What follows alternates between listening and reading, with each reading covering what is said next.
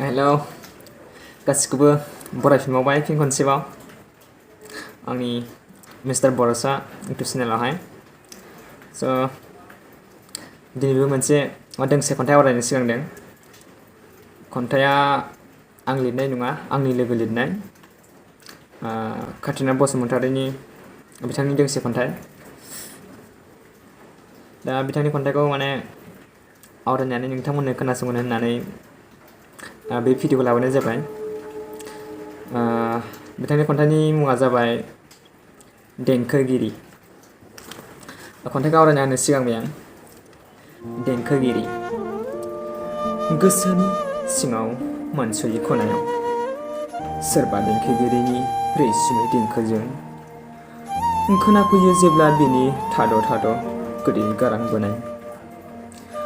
गोरबो दैमुनिफ्राय जाखांफैयो बेनि रैसुमै मेथाइ रोजाबनायाव अननायनि गोदै बिदै। हाबिला गोसोआ सानो बे देंखोगिरिखौ सेराव मोननाय मोनब्ला बिनि रोजाबनाय गोदै गाराङाव उन्दुलांगौमोन आं दान खोमसि हर गेजेराव आलो आलो। नाथाय गैया रोमै रोमै गोजानाव खोनाफा माफा खोनाबायल' आंनि खोमायाव। मानि जिंगा नों देंखोगिरि मानो रोजाब फैयामोन नों दाहाजों बुंफबनाय बै मेथाइखौ मानो जायखारलांखो बबेयाव। खन्थाइया जोबोद मोजां जादों। आसा खालामो गासिबो माने मोजां मोनगोन होननानै आरो मिजिंथियो काटिना बसुमतारी बिथांनिफ्राय आरोबाव खन्थाइ मोनबावगोन, फरायनानै आवरायनो मोनबावगोन होननानै आं मिजिंथियो। दा बिथांनि खन्थाइखौ फरायनानै गोसोखौ मोजां मोनदों।